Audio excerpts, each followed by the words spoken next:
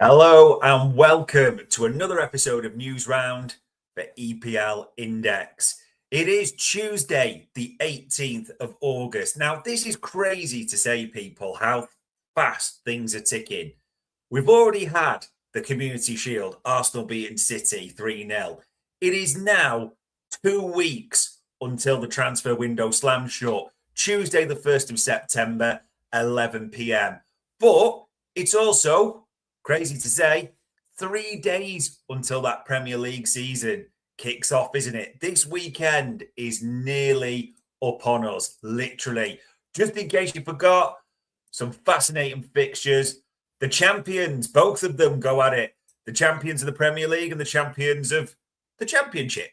Arsenal Coventry is Friday night. You've got Hull newly promoted, and then millions and millions of signings with an exciting chairman against Manchester United, Everton Palace, Ipswich Sunderland, Forest Leeds, and a later kickoff of Brentford Spurs on the Saturday. Super Sunday, you could argue.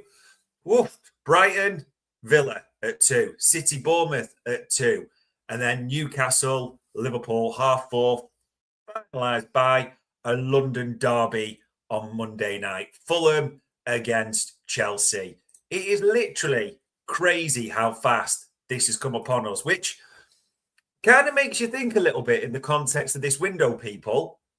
Why hasn't stuff moved along a little bit quicker? We've had the flurry, and I mean a flurry of activity. Spurs fans, you were loving the start of the window, weren't you? And everything that was happening when Tonali, Fernandes, Robertson, all these players arrived, some for free, some for a fortune. But I wouldn't say it's gone quiet. That would be too strong, but it's just slowed down a little. I think we're all now expecting a bit of a ramp up, a bit of a flurry before the end, aren't we? We'll have to see, but it's what we're expecting. Now, net spend. It's a phrase some people like, some people don't. It's a phrase you probably throw at your mates of certain clubs to have a go at them. And we started to see the net spend of each club. There might be some surprises. As it says there in The Athletic this morning, promoted clubs need to spend more than ever to survive in the Premier League. Everything is relative, but Ipswich and Coventry City sitting second and fourth in the net spend table is eye-opening. Of course, Chelsea are top on 207 million, but Ipswich, 142 million quid. They are having a proper go at this. Arsenal fans, they don't seem happy. They want their team to do more, apparently. Yeah, they're third with a net spend of 106 million so far. But Coventry, I mean, they just got Taiwo Awoniyi, didn't they, from Nottingham Forest, Midlands rivals, for, if the reports are true, 9 million quid, which seems a bargain in the current market. But they've spent 101 million. Carl Rushworth probably being a loan made permanent, I was going to say, rather than a new signing, as it were. But Ipswich Maeda there, yeah, the new boys are having a right go this year. And I wanted to acknowledge that. Even Hull, as we said, and all their signings last week, 62 million quid. I got a bit of stick for a few people saying, oh, you didn't really talk about us much. Well, new boys, Hull, Ipswich, brilliant. Coventry, brilliant as well. I like this. I am sick and tired of when we've had those Norwich, West Brom promotions, and they spend fuck all and bounce down straight away. And you know they're going to, because you know the squad's not good enough. This does not guarantee those three stay up, but they're making a proper fist of it this year. So fair play to the newly promoted boys, which does make you think who could be sucked in if they're having such a go. Predictions are going to be coming soon enough, aren't they? But we've had, is it football, the Community Shield? I still try not to call it the Charity Shield, in all honesty. That sort of rolls off the tongue naturally. People have made a lot of this. On the day, Arsenal were a lot better than City. 3-0 was a fair result, without doubt. But there's a big focus on City now, isn't there? And Enzo Maresca. As Sam Lee in The Athletic says there, they've entrusted Maresca with continuing Pep's work, and they entered the summer with the full intention of backing him in the transfer market. But with a fortnight left in the window, there's still a sense that things have not gone to plan so far. And of course, the 3-0 loss to Arsenal's going to raise questions. Now, whatever anyone says, it is still a pre-season friendly. But, also let me add, City are behind or were behind Arsenal in their preparation. So that comes into the mix as well. But you do wonder about Manchester City. A Manchester City side without Pep. There's still question marks around Maresca. Is he really qualified to take that role? But he's in there. But everything at City at the moment in time, I get why the focus is on exits. Some mean more than others. I mean, we got this from Romano, didn't we, not that long ago? Tijani Reinders on his way to Saudi Arabia with his family as he's set to complete Al Qadisa move. 61 million euros. That's good business for a guy that, say, wasn't wanted under Pep, but didn't play regularly under Pep. Good business for a guy that, for whatever reason, doesn't sound like he's going to fit Enzo Maresca's style. And Stephen there saying, how are you doing tonight? I am doing well, Stephen. The sun is shining, and I'm excited for the start of the Premier League season. No two ways about it. So City fans, you're probably quite, that's the right thing. That's a good thing, of course, that Reinders is departing for that type of money. We can strengthen. Might want to close your eyes for this one. We've seen Rodri. He is in Barcelona. I don't know if it's actually been rubber stamped, but it's going to any minute, isn't he? There he is in front of their badge. And as he said, he signed his deal with 2030, according to Fabrizio Romano. I am so, so happy. It's a dream. It's not a dream for City. I also don't think it's a dream for the Premier League, in all honesty. Rodri's had injury problems in the last few seasons. His age, he might be on the downturn. But this is a Ballon d'Or winner. This is still one of the best players in the world, as the World Cup showed. This is still one of the biggest names, or was, one of the biggest names easily in the Premier League. So, in a wider Premier League sense, is it always good news when top players move to La Liga? Just wonder. You don't know for definite, of course, but we've gone past that history of Real and Barca nicking all the top players from the Premier League. But they got one here, so that'll raise questions. And we even know his shirt number, 16, which means a lot to him. And Ferman Lopez, who used to be the 16, said, Rodri will give us a lot of quality. It's a fantastic signing. I've actually asked for number 7. I always liked it. I'm a little bit sad to leave number 16, but it will be in good hands. Yeah. A star leaves the Premier League, which is never a good thing. Maybe as, ladies and gents, and City fans, seems to have been going on forever. But as came out yesterday evening, Manchester City hope to finalise the £85 million transfer for 18-year-old Ayo Bouardi in the next few days. Completely different player, it's important to say. Rodri, you think of his CV where he's been in the World Cup terms. Bouardi also was star of the World Cup, but very more, I would say, physical style player. Yes, probably strong in the air as well. And of course, 18. You're a bit unsure. Coming from Liga and from Lille, yes, you can argue he's played Champions League. And yes, he's played some serious football on big stages for a player that young, but you're never quite sure. You also wonder how City's midfield going to look if he's come in. It's gone from that sort of the mix of Bernardo, Rodri and Cherki in there to now looking like Elliot Anderson, Bouardi, and maybe a bit unsure for definite who the third one might be, because I think City is still looking. It is a different style. It is a different manager, or head coach, as I should say, to get the term right. Yeah, there are going to be a lot of eyes on City. Also, you see reports, they're still in the lookout for a right back, aren't they? Matheus Nunes. Oh, can we say he filled in, City fans, after playing so long at right back? But he isn't a natural right back, it's fair to say. So will they do big business before the window shuts?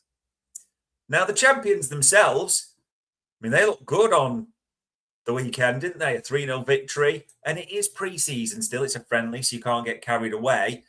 But it's clear they're looking in the attacking sense. Not only that, but as Sasha Taglieri responded to that, he'd actually tweeted that on the 12th of July, Mikel Arteta considers Kenan Yildiz a dream target. There's nothing advanced with the World Cup ongoing, but Arsenal wants to sign a key player at the left winger position and has a plan for the Turkish international. And funnily enough, today, good old Twitter, he put the eyes emoji on it with the tick and the Arsenal colours, which of course prompts something. But also, as Gunnerblog wrote in The Athletic this morning, Arsenal would like to augment their attack. Their focus has been on the left wing, but there is some flexibility around this should the right forward become available. The club have long-term targets such as Kenan Yildiz, Julian Alvarez, and are waiting to see if the market renders one available. Now, by all accounts, the stats of Victor Gyökeres weren't that bad at all last year when you look back, but he did kind of, in a bizarre way, become sort of a player of fun or ridicule for certain others. And, say good stats, he missed some chances, and Arsenal fans that you speak to don't seem exactly settled on him either.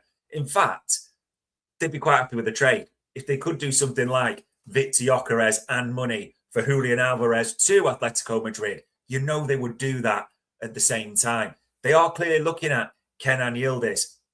There have been reports as well, through Arsenal sources, which are a bit unsure about, that Bradley Barcola prefers to move to London over Liverpool, but Arsenal are not going to match the offer, which not the most reliable, let's be honest, Arsenal fans, where that's coming from. You'll know exactly what I mean there as well. But Arsenal look on the lookout for a forward. We're also wondering with Arsenal as well, are they going to get that defender? It seems that Jarell Quansah, despite that link and suggestions, it was a £43 million target for a homegrown player. Leverkusen are digging at their heels in there. Who was the one? Quansah, couldn't think of it then. The Aston Villa boy.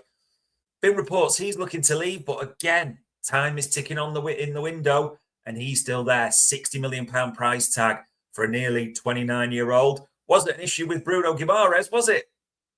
We're going to have to see. You would expect the champions to do some serious business, though. Another big club expect to spend big money, most likely, before that window shuts.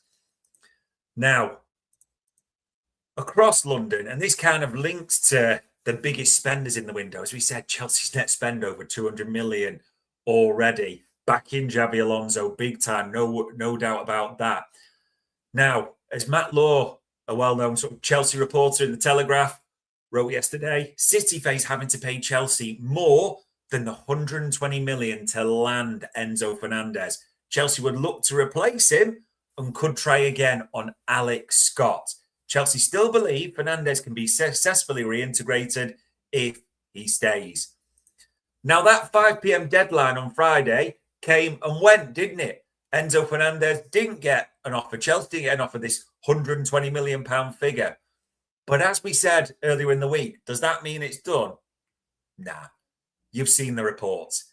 Chelsea would still take, you know full well, an offer. It does seem, having been the early spenders, and I'm not saying Chelsea want to balance the books, but they're looking to sell, aren't they? Alex Scott, they made an offer for already, so they could well revisit that. Would Bournemouth sell this late? That's a question. But some big moves there. Could Enzo Fernandes still end up at Manchester City? Could Alex Scott now move to Chelsea?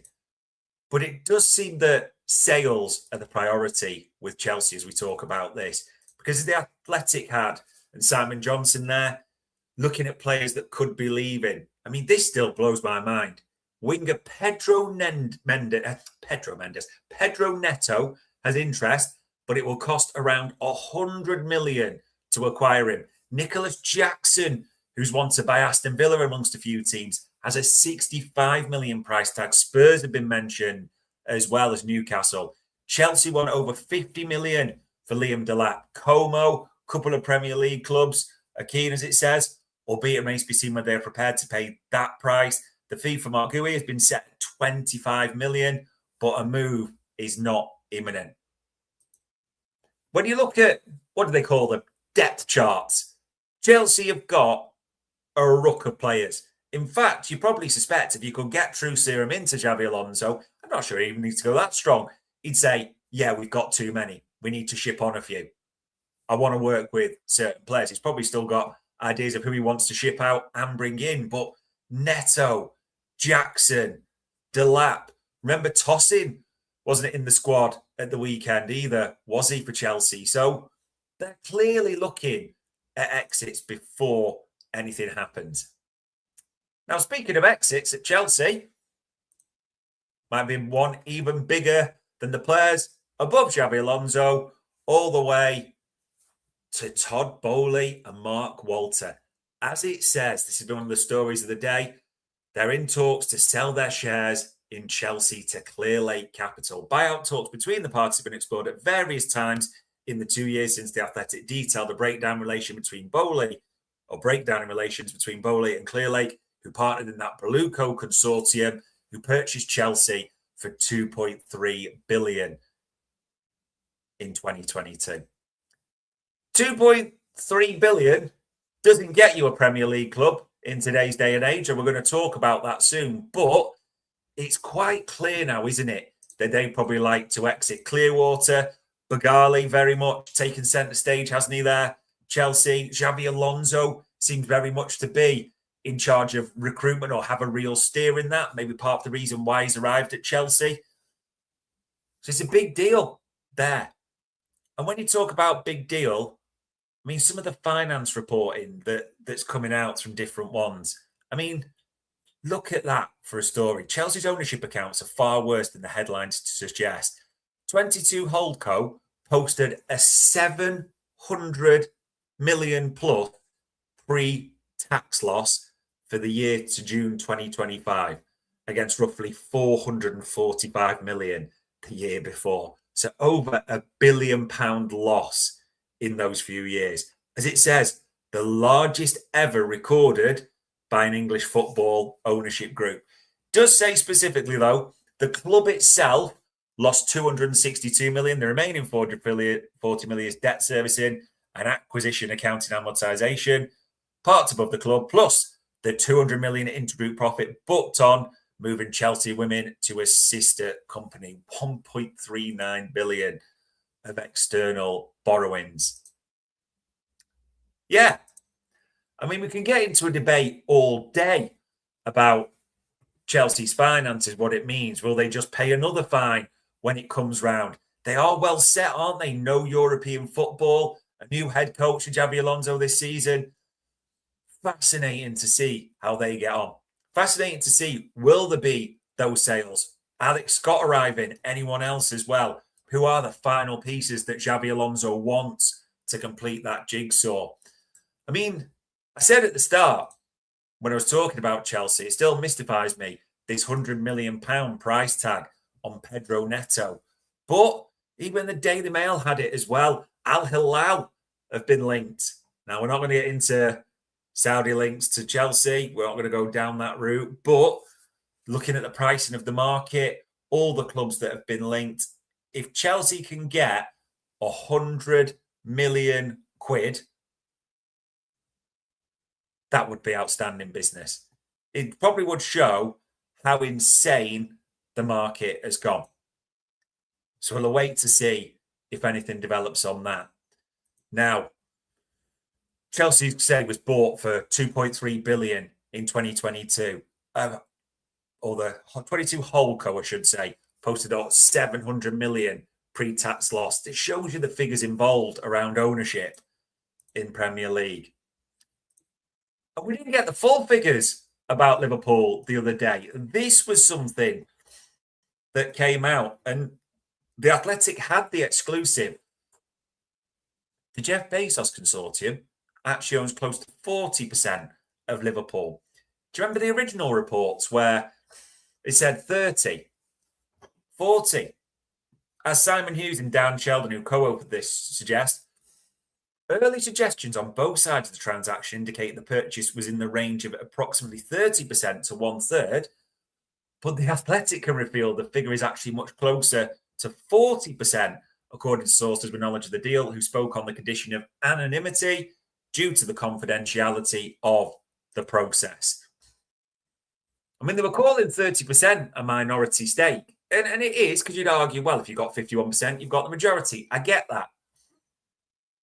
But nearly 40% of the club is huge. And they're not the only ones that have written it, to be fair. Paul Joyce, a well-known Liverpool reporter, he's put out an article not that long ago saying, there you go, Amit Bhatia Group, 38% the Amit Bhatia Group owns of Liverpool and can buy a majority stake as well. So interesting, as it says, the increase that was first bid by Athletic means 1892 Holdings have paid just more than 2 billion quid for its slice of Liverpool. How mental's that? Chelsea was bought for 2.3 million in 2022. Now we're at 2 billion quid for 38%. That's a more than 2 billion, it says. So it could even be 2.3 billion for all we know, but more than 2 billion. That's it. Football's just eating itself, isn't there? And it's reported as well, there is an option for 1892 Holdings to up their stake to majority shareholding in the next 12 months. Although FSG has said it is not committed to that agreement. There's been talks that it's optional. There's a mechanism in the contract. But Premier League ownership is changing all the time. Billionaires, groups, multi-billionaires, nation states. It's insane, the figures that are involved nowadays, isn't it? Now we're talking about Liverpool and their ownership there, which probably means we can stick on them, and a bit of a Spurs link as well. Cody Gakpo to Spurs. Liverpool fans, Spurs fans will have heard this galore for the last few weeks. Well, funnily enough, Alex Crook was talking about this on TalkSport, and he said, I don't think it'll happen. Speaking to sources at Liverpool, they think he's had a good pre-season under Iraola. They think he's a player that Iraola can get the best out of. I think he's probably would be open to the move, but at the moment, that's not one I expect to happen between now and deadline day. Well, there's been reports from Holland that he's agreed the deal, that he's already spoken to De Zerbi, the Spurs head coach, and that's expected to go through when, or suppose if, Liverpool get Bradley Barcola and possibly another. Interesting that Alex Crook, with 2 weeks exactly left to go, isn't thinking that will go through. And I know there's a bit about Liverpool who don't want to sell. If they get Barcola or another, I think we all know Liverpool will. So we'll wait on that as well. Spurs still trying to do business. Looks like they're going to extend the contract of Richarlison, use that option. It's been reported by many, but also Vicario. He has signed his new contract as a Juventus goalkeeper. A free loan, an 8 million buy option, not mandatory, and 2 million plus, so 10 million it could, in euros, sorry, I should say, it could go up to with add-ons. Juventus have got one from the Premier League finally. They had a good go, didn't they? They tried to get Alisson, first of all, from Liverpool. That was agreed, it was suggested, but Liverpool pulled the plug. Emi Martinez, for Villa fans, it seems like the 26th year in a row was set to leave, but stays. He even did all the bye-byes, the farewell, and all that. But now it's Spurs' backup keeper that Juventus have finally secured. It's right to stick with Villa, because some Villa fans gave me a bit of hammering for not sort of talking about them. You are busy. I like the look of you very much, Villa, in the Super Cup. Although, as someone reminded me, Spurs played very well against PSG in the Super Cup, and look what happened to them. I'm sure that's not going to happen to Villa, don't get me wrong. But they're busy. And in fact, as Jacob Tanswell and The Athletic put out, still trying to get Aaron Wan-Bissaka, aren't they? West Ham have rejected a loan offer for him. Villa's interest has stepped up in the 28-year-old, with the club seeking a right-back. Also, and I'm not going to try and pronounce his name, but they've sold on their right-backs to Rangers, haven't they? So there is a space there in the squad. They're always, by nature of FFP or SCR, as I should call it now, shouldn't I? Wheeler dealing a bit there, Villa. Understandably as well. Why wouldn't they be? Yeah? Unai Emery performs magic to me each season.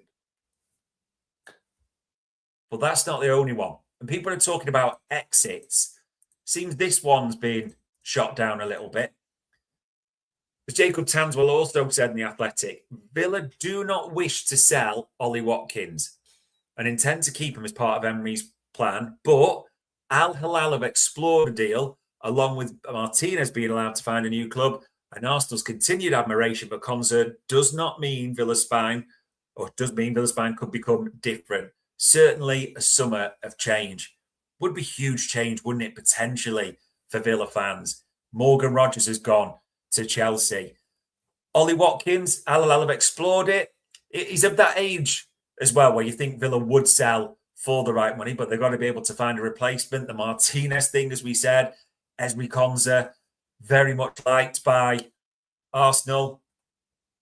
60 million quid, if it does become that for a 29-year-old or nearly 29-year-old, doesn't sound like bad business, Villa fans, to me. But of course, you've got to get the right replacements through the door at the same time. Does feel like Villa, you will be one of those clubs wheeler dealing right till the end of the window. So it's hard to say how the season's going to look for you right now. In terms of players coming in, Jacob Tanswell also reported, Villa fans resume talks to sign João Paulinho from Bayern Munich, who will quite happily sell in a heartbeat. Villa still believe they can find an agreement, seeking a season-long loan with an option, a proper bit of wheeler dealing. Bayern want a 30 million euro fee for him, permanent or as part of an option.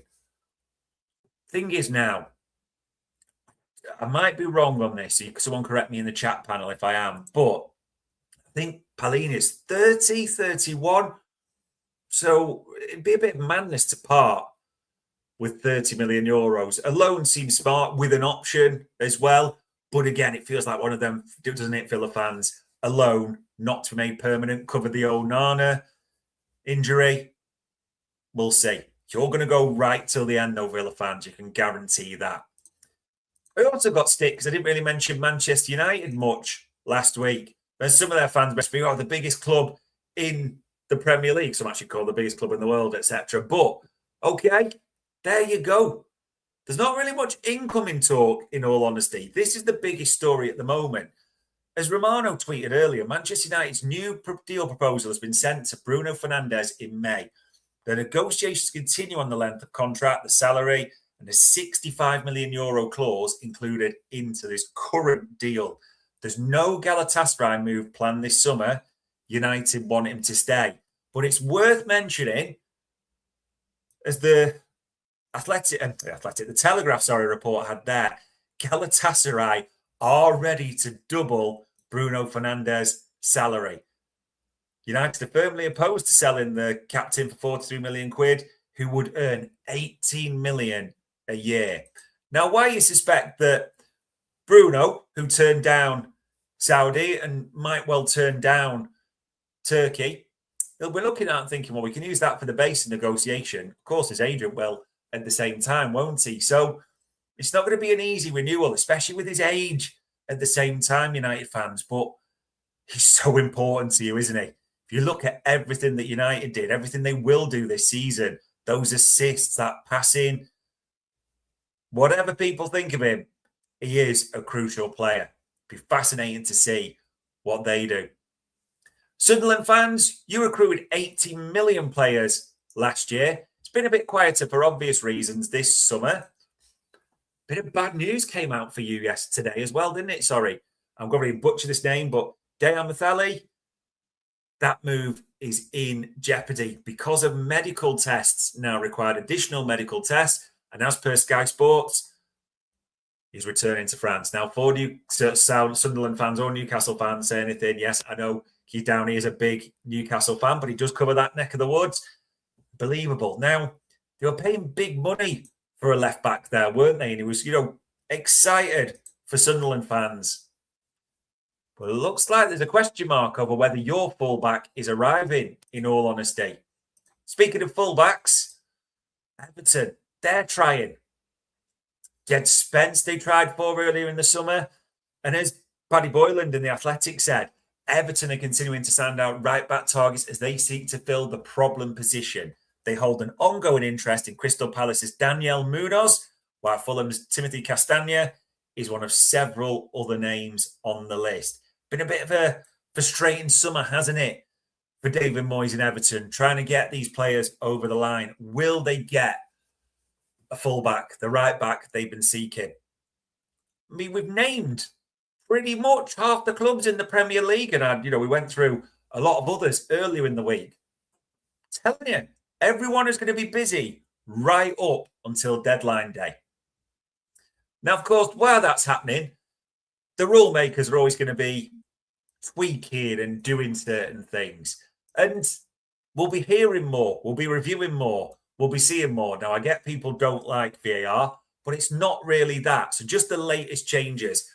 As it says there in the Times, conversations between referees and players are going to be broadcast. The audio actually used to be during Premier League broadcast for the first time as part of the expansion of the RefCam system, but incidents referred to VAR will not be included. Probably because they'll fuck them up, basically. But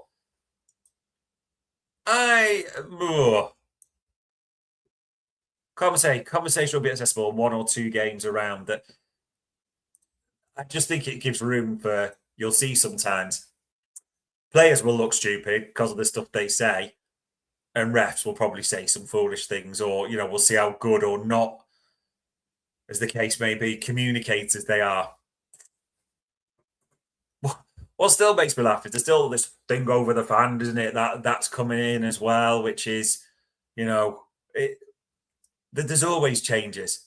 There's the time back to get on for a sub and all this.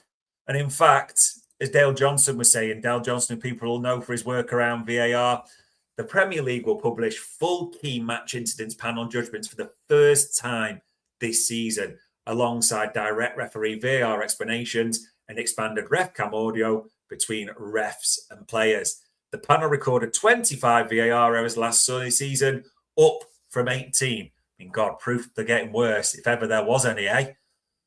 But, I mean, to me, I promise you, this is what's going to happen. They'll say transparency and Howard Webb will push it. They'll give you the full judgment. You'll hear Howard Webb spout his nonsense on that thing he does with Michael Owen, when they review it. And actually, now you can see the full match incident panel judgments. Now you'll probably might even think less of the Premier League referees. For me, and it will all be different, I'd just scrap VAR bar for the offsides and the goal line technology. It's horrible. They don't, we keep hearing about they need more training, need to get better. How long is that going to take? It seems to get worse every season. Just bin it. We've also been a lot of these refs, but we are where we are. I give it till the first week of fixtures before one of these comes out. We're already talking about a referee's decision. Such is the nature of the Premier League. Such is the nature of the Premier League, ladies and gents. In case you missed it at the top of the show, there is 3 days until the first fixture. There is 2 weeks of the transfer window left. Tuesday, the 1st of September, 11 p.m. Slam shut. It does. Crazy times, eh? Are we expecting a flurry? You'd hope so. We'll see what this weekend brings. But the proper football is nearly back, and we are all excited about that. Tuesday, the 18th of August. That was another news round, the EPL Index.